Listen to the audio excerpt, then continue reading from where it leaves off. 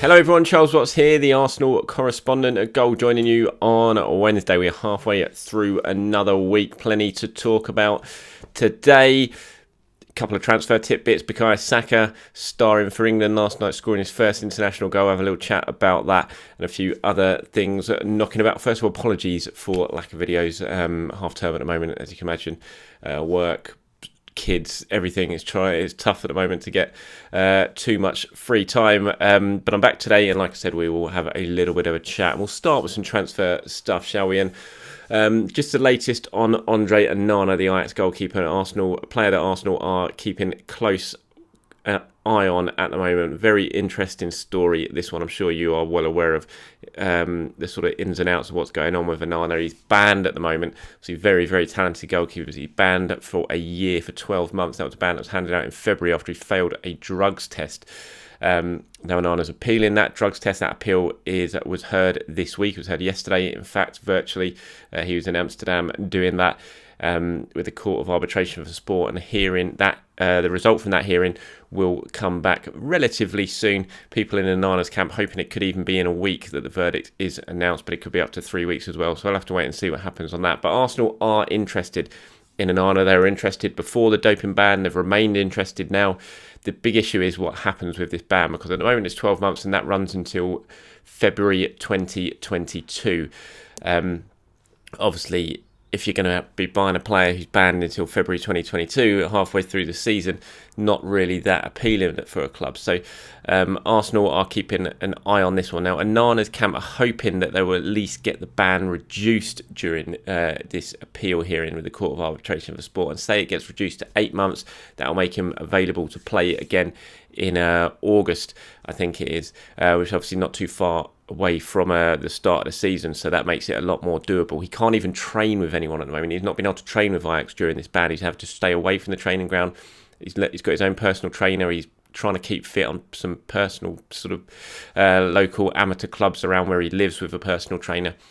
But if the ban gets reduced to, say, 8 months, 2 months before that ban expires, you are allowed to come back training again. So say it was reduced to 8 months, he could start playing again in August. He could start playing training, I think by late June. He could start training with a club wherever he is. Obviously he's at Ajax at the moment, but Arsenal are interested in him. Like I said, they were interested before this ban in January. They were exploring the opportunity of bringing him over. Didn't happen because of financial reasons. Fortunately, it didn't happen as well, because imagine if you'd done that and then a month later he gets hit with a drugs ban.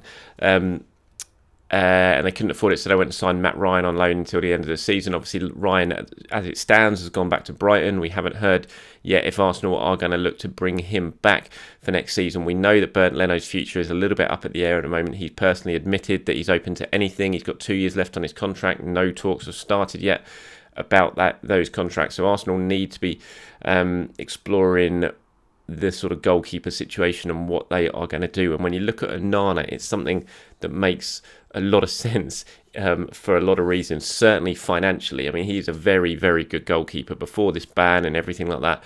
You know, it helped Ajax get to within a minute of the Champions League final, was a key part of that really impressive young Ajax side. He's only 25, Cameroon international. You know, just a couple of years ago, you valued him at £35 million almost.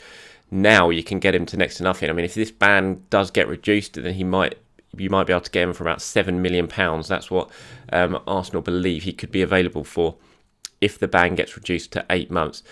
Should the ban not get reduced and he has to stay out of action until February, then Ajax would be willing, apparently, this is according to reports from Holland, I haven't heard this myself, but would be willing to accept potentially as low as about £2 million for him just to get him off the books. He is out of contract next summer, so he could leave for free transfer there, which is why Ajax would be able to, would be willing to perhaps pretty much let him go for next to nothing now, considering they're not even going to be able to use him.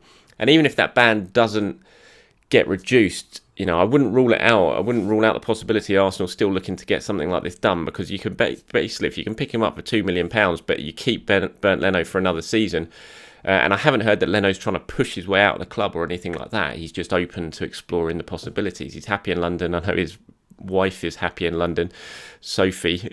She loves it here, so it wouldn't be. I'm not expecting that Leno's really going to sort of put his foot down and try and demand a move this summer. And if so, if he stayed for another year and possibly sell him next at the end of the season, and then Onana has basically had time to bed in over those final months after the ban was lifted, and then he could take on the number one job next year. We'll have to wait and see. That's all kind of hypothetical. But Arsenal are certainly interested in Onana. They've been in regular contact with his people. They're keeping a close eye on developments over in Holland at the moment as we wait for the result from the CAS hearing, so one to keep an eye on over the next week or so if that result does come through. But I'll drop the story in the comments below that I wrote about this yesterday if you want to give it a read. That sort of sums it up exactly what the situation is. Okay, from one transfer then to a bit of speculation, not about a player, but about a possible new technical director at Arsenal. Now, there are reports in France at the moment that Arsenal are in talks with Louis Campos, the former Monaco and Lille technical director. He's left Lille at the moment. There was a lot of suggestions he might be going over to Nice, but that is now not going to be happening. That is what's been reported in France, and he remains in talks with several other clubs.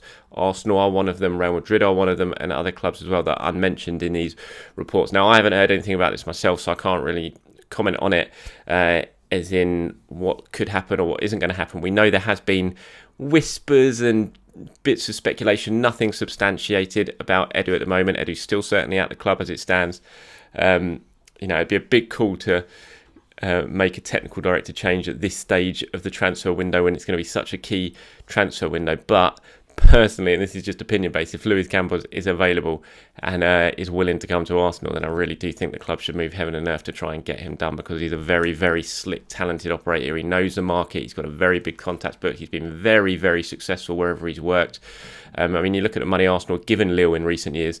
Luis Campos has gone and picked those players up for next to nothing and then sold them onto Arsenal for millions and millions of pounds. So it makes sense to try and get the deal done for him now and save yourself some money. But as I said, this is just reports from France. It's been reported by RMC over there. I'm sure you've probably, if you're on social media this morning, you've seen the tweets and people talking about it. The speculation is there.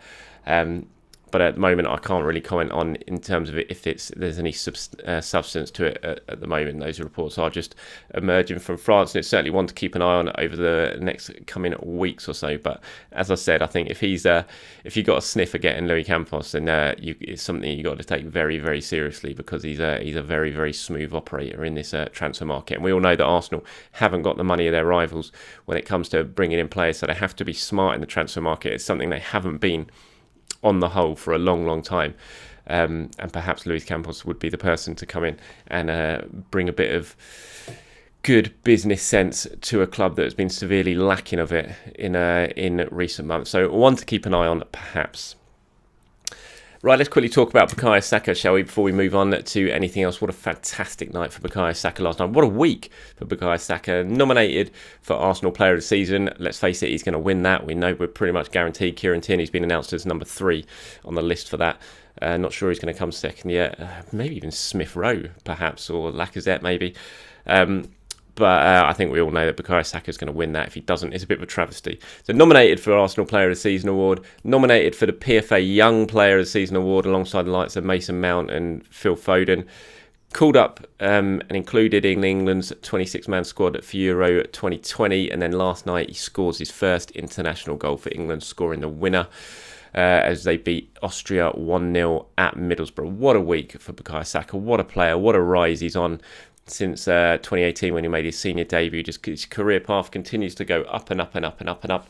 And when you consider he's done most of this during a real time of struggle for Arsenal, then the kid just deserves so much credit. Every time you see him speak, every time you see him handle himself in front of the media, and he's just an absolute class act. He's known as Star Boy at Arsenal, and you can see why, because he is an absolute superstar in the making. Arsenal got a real gem on their hands now, and you just hope that it can sort of match his ambitions over the coming years, because these are the sort of players you need to build a team around over the next decade or so.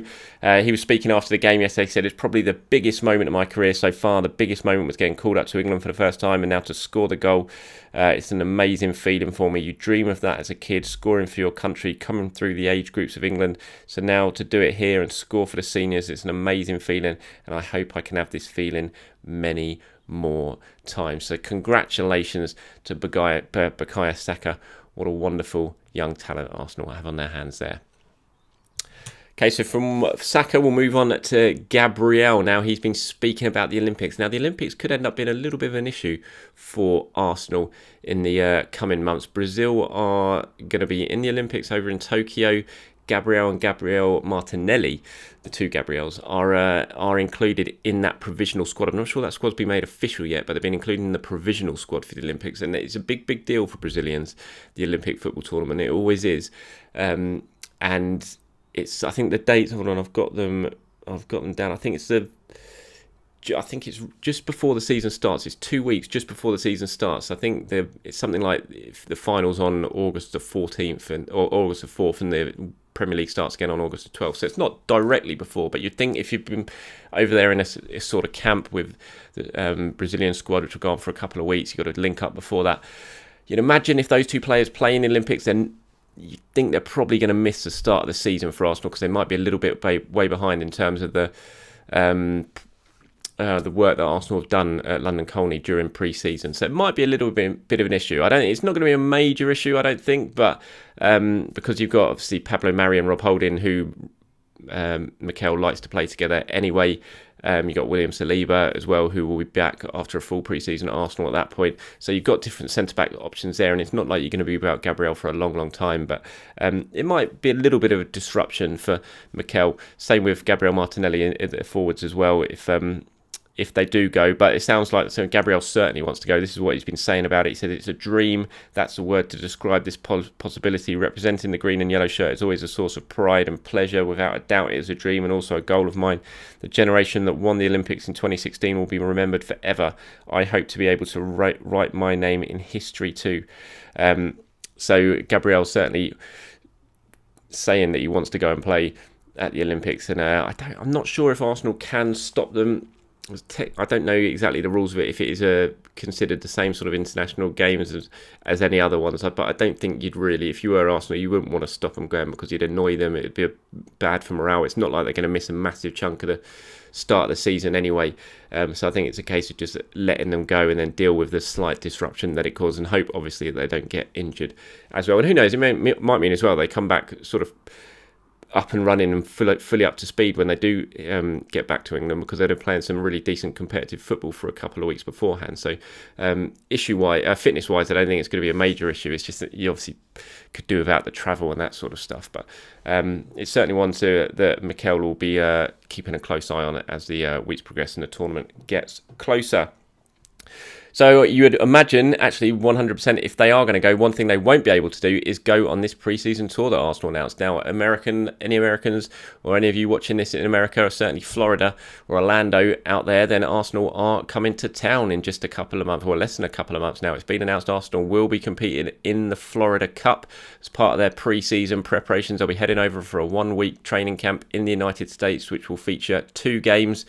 They will be playing in the Florida Cup alongside Everton, Inter Milan, and I'm going to get this horribly wrong, the Mexican team, Millonarios.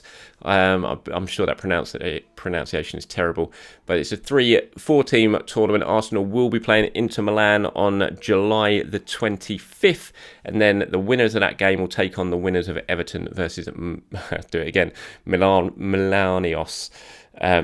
In the final of the Florida Cup. All matches are going to be played at the Camping World Stadium.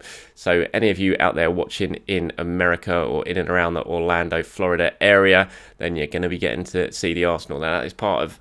I think it's coming just a week after Arsenal have been in Scotland. So they're going to have a training camp in Scotland, then they're going to have a training camp in America, then they're going to come back, and then they're going to have this London tournament where they're going to be playing Chelsea at the Emirates Stadium, and then there is another game at the Emirates being planned possibly the week before the Premier League season starts, and it's going to be supposedly a high profile fixture. Don't know who against yet, that hasn't been announced, but that's certainly what is being discussed at the moment. So Arsenal's pre-season plans beginning to take shape now. We know they're going to be playing Rangers, Hibernian, they're going to have this game against Inter Milan, and then one more in the Florida Cup, hopefully in the Florida Cup final, not in the Florida Cup 3rd and 4th place playoffs. So Arsenal's pre-season plans beginning to take shape. All right, that's about it from me. Everyone, thank you very much for watching today's video. Appreciate your time. As always, do enjoy the sunshine if you're watching out here in the UK. Lovely weather at the moment. I think certainly deserve this after what we've had so far. So enjoy the sunshine, and I'll speak to you very, very soon.